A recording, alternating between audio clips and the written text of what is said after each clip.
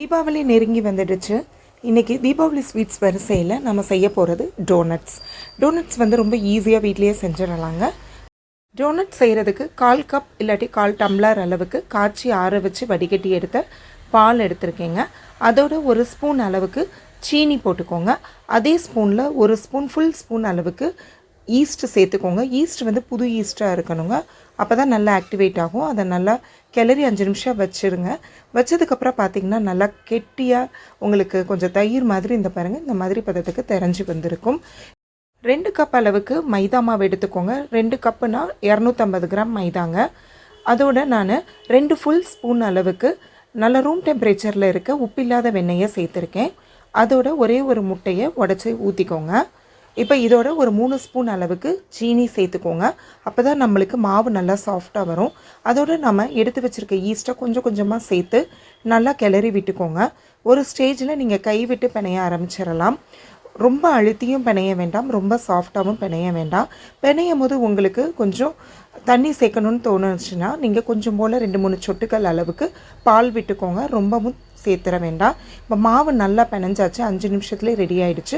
கொஞ்சம் போல் refined oil ஊற்றி அதை நல்லா பிணைஞ்சு வச்சுட்டு இந்த மாதிரி கிளிங் ஃபிலிம் இருந்துச்சுன்னா நீங்கள் இந்த மாதிரி ரேப் பண்ணிக்கலாம்.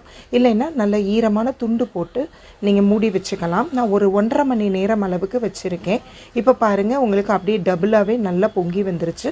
இதுக்கு ஒரு டிஷ்ஷும் கொடுக்க போகிறோம். பாருங்கள் எவ்வளோ நல்லா உள்ள சாஃப்டாக இருக்குன்னு தெரியுதா? இப்போ நம்ம இதை மாவை உருண்டைகளாக தேய்க்க போகிறோம். அதுக்கு நான் பாதி அளவுக்கு மாவை மட்டும் எடுத்துக்கிறேன். இந்த மாவை வந்து அப்படியே நம்ம ஸ்லாபில் மைதா போட்டிருக்கோம்.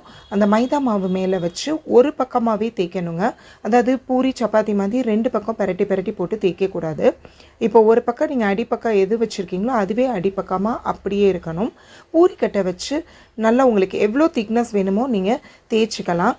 நான் வந்து இங்கே ஒரே டோனட்டை ரொம்ப பெருசாக செஞ்சோன்னா அவ்வளவும் அப்படியே சாப்பிட முடியாது. அதனால் நான் கொஞ்சம் ஒரு 2 சென்டிமீட்டர் அளவுக்கு திக்னஸ் இருக்கிற அளவுக்கு தேய்ச்சிட்டு இந்த மாதிரி கிண்ணத்தை வச்சு நல்லா வட்டமாக அழுத்தி விட்டோன்னா உங்களுக்கு மாவு ஏற்கனவே சாஃப்டாக இருக்கனால இவ்வளோ அழகாக வட்டமாக உங்களுக்கு கிடச்சிரும். இந்த மாதிரி நீங்கள் வட்டமாக எல்லாத்தையுமே கட் பண்ணி எடுத்துக்கலாங்க. எடுத்துகிட்டு மீதமுள்ள மாவுகளை திரும்ப எடுத்து நல்லா கைகளாலேயே பிணைஞ்சு திரும்ப ஸ்லாபில் நீங்கள் மைதாவை போட்டு அதே மாதிரி தேய்ச்சி எடுக்கணும். ஸோ இந்த மாதிரி நான் செய்யும் போது எனக்கு வந்து கிட்டத்தட்ட 12 டோனட்ஸ் வந்து கிடச்சிச்சு. இப்போது இந்த மாதிரி எடுத்துகிட்டு உள்ளே வந்து ஒரு லேயர் கட் பண்ணணும். அதுக்கு நான் சாதாரணமாக வாட்டர் பாட்டில் மூடி இருக்கும் இல்லையா, சின்ன மூடியை எடுத்து அதே மாதிரி உள்ளே வச்சு நல்லா அழுத்தி கொடுத்துக்கிட்டேன். இந்த மாதிரி அழுத்தும் போதே உங்களுக்கு ஆட்டோமேட்டிக்காக அது கட் ஆகிடும். சம்டைம்ஸ் வந்து மூடியோடையே அந்த மாவு வந்து கலண்டும் வந்துடுங்க. ஏன்னா நம்ம மாவு அவ்வளோ சாஃப்டாக இருக்குது. பாருங்கள் இதில் எவ்வளோ அழகாக தனியாக அந்த மாவு கலண்டு வந்துருச்சு.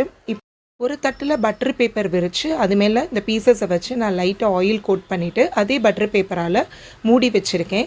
1/2 மணி நேரம் 3/4 மணி நேரம் அப்படியே இருக்கட்டும். உங்களுக்கு மாவு அப்படியே டபுளாக வரும். பட்டர் பேப்பர் இல்லாட்டி தட்டில் நீங்கள் மைதா மாவு கொஞ்சம் போட்டு இதே மாதிரி வச்சு ஆயில் கோட் பண்ணிவிட்டு மேலே ஒரு துணியை வச்சு கூட மூடி வைக்கலாம், லைட்டாக ஈரமான துணியை.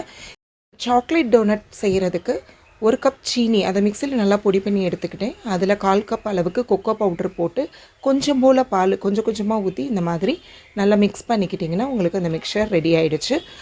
அதே மாதிரி ஒயிட் கலர் கோட்டிங் வேணும்னா ஒயிட் சாக்லேட்டுக்கு பதிலாக நீங்கள் 1/2 கப் சீனி போட்டுட்டு அதில் கொஞ்சம் போல் பாலை ஊற்றி நீங்கள் அப்படியே கிண்டுனீங்கன்னா உங்களுக்கு இந்த மாதிரி ஒயிட் மிக்சர் வந்து ரெடி ஆகிடும். இப்போது டோனட் வந்து பாருங்கள் ஒரு 1/2 hour 45 மினிட்ஸ்லேயே கொஞ்சம் உப்பிருச்சு. பாருங்கள் எண்ணெயில் போடும்போது அது எவ்வளோ உப்பலாக இருக்குதுன்னு தெரியுது. நம்ம வந்து இதை ரொம்ப சிம்மில் வச்சு தாங்க பொரிக்கணும். ரொம்ப நிதானமாக தான் பொரிக்கணும். ஒரு 10லேருந்து 15 நிமிஷமே அதிகம் தான், அதுக்குள்ளேயே பொரிஞ்சிரும். பொரியும் போது உங்களுக்கு இன்னும் கொஞ்சம் உப்பலாக வரும்.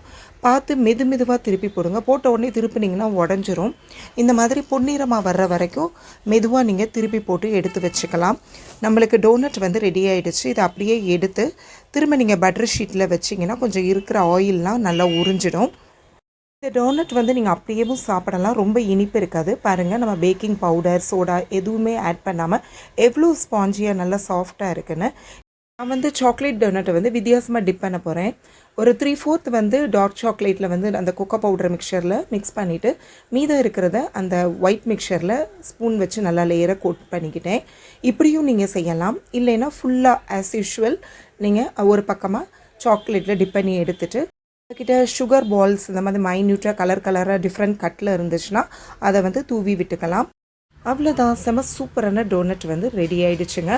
இதை கொஞ்ச நேரம் அப்படியே காய விட்டுட்டிங்கன்னா செமையாக செட் ஆகிடும். ரெசிபிக்கு ஆதிராஜன் சேனல் லைக் பண்ணுங்கள், ஷேர் பண்ணுங்கள், சப்ஸ்கிரைப் பண்ணுங்கள். அப்படியே மறக்காமல் பெல் ஐக்கானை ப்ரெஸ் பண்ணிவிடுங்க. மீண்டும் ஒரு ரெசிபியோடு சந்திப்போம்.